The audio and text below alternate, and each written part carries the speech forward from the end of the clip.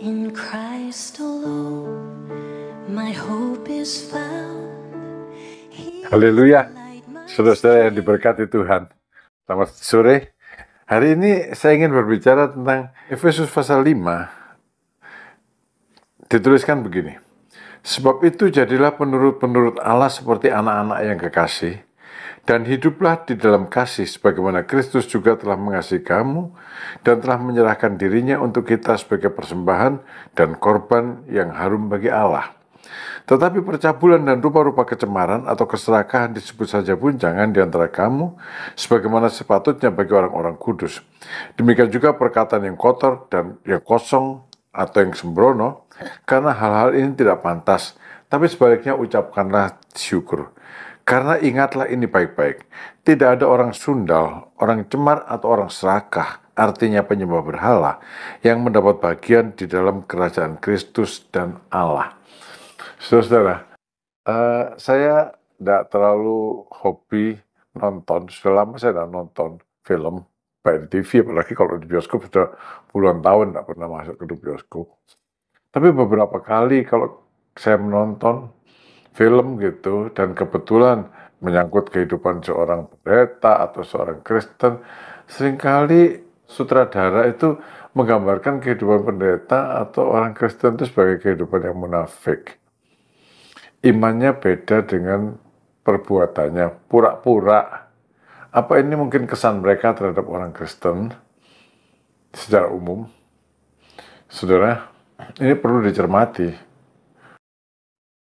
Karena sebetulnya iman yang menyelamatkan kita, iman yang menjadikan kita anak-anak Allah. Di dalam Efesus, Rasul Paulus berkata, iman yang telah memindahkan kita dari kerajaan maut ke dalam kerajaan anaknya, Yesus Kristus. Bukannya akan yang telah memindahkan. Itu kan mestinya diwujudkan dalam kehidupan, ya. Sebagaimana imannya, begitulah kehidupannya. Kita tidak boleh hidup pura-pura, ya pura-pura suci, pura-pura baik. Tapi apa yang menjadi iman kita itu harus menjadi jalan hidup kita, menjadi pola hidup kita, yang kalau diteliti bagaimanapun juga oleh orang lain, maka didapatinya kita tidak munafik. Iman itu harus nyata dalam kehidupan sehari-hari. Rasul Paulus mengatakan yang pertama, kasih. Ya,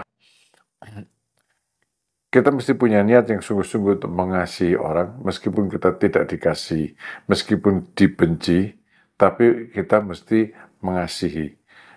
Tuhan memberikan kemampuan kepada orang yang mau mengasihi, karena pada dasarnya kita, saya dan saudara itu sama, kepinginnya dikasihi tapi tidak mengasihi.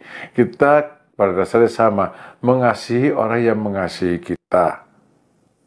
Itu sudah baik kalau mengasihi orang yang mengasihi kita. Ada banyak orang yang membalas kasih dengan kejahatan.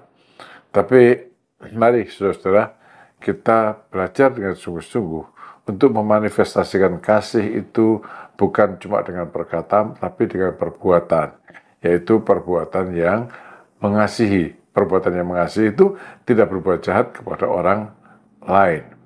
Tapi kemudian Rasul Paulus menyebutkan ada 3 hal yang perlu diperhatikan. Ini bukan dosa-dosa yang menyebabkan orang dimasukkan penjara sebetulnya. Percabulan, rupa-rupa kecemaran, keserakahan.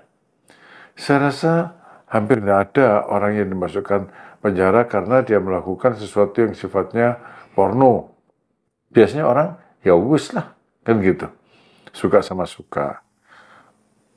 Tapi ini tidak boleh sama Tuhan. Dan yang kedua, kecemaran.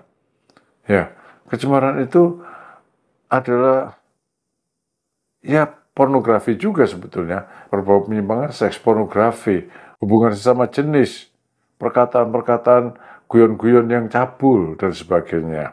Itu kecemaran. Kan tidak ada orang di penjara karena hal-hal yang seperti itu. Tapi orang Kristen harus beda. Ya, Harus beda. Memang kadang-kadang kalau mendengar lelucon-lelucon yang begitu, mau nggak mau rasanya kepingin tersenyum. Tapi kita masih sadar, ya.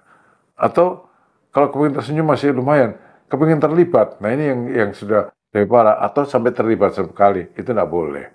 Saudara, ini meskipun dunia tidak menghukum, karena memang dunia sifatnya seperti itu.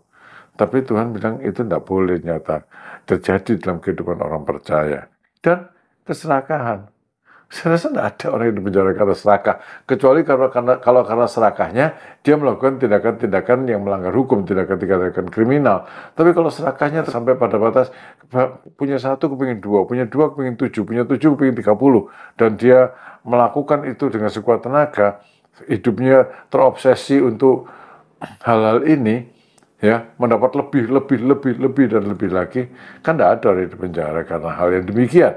Malah sebetulnya kalau mau jujur, dunia ini maju karena orang-orang serakah, tidak puas dengan apa yang dimiliki, tidak puas dengan apa yang telah dicapai, lalu kepingin lebih, dan dunia ini lebih cepat maju. Tapi sebenarnya saudara, ini sifat yang perlu ditinggalkan, karena orang yang serakah itu hidupnya berorientasi pada hawa nafsunya, keserakahannya, dan itu Tuhan bilang penyembahan berhala. Ya, jadi bagaimana orang Kristen tidak boleh maju? Boleh. Tapi orang serakah itu tidak bisa mengucap syukur dengan apa yang dia capai. Orang serakah sombong dengan apa yang dicapai tapi tidak mengucap syukur. Tapi kita bersyukur dengan apa yang kita capai. Itu sebabnya dikatakan jangan ngomong hal yang sia-sialah, tapi sebaliknya ucapkanlah syukur. Bersyukur dengan apa yang kita capai meskipun kita berusaha selangkah demi selangkah untuk maju. Jadi saudara, iman itu dinyatakan dengan kehidupan yang kudus, mengasihi.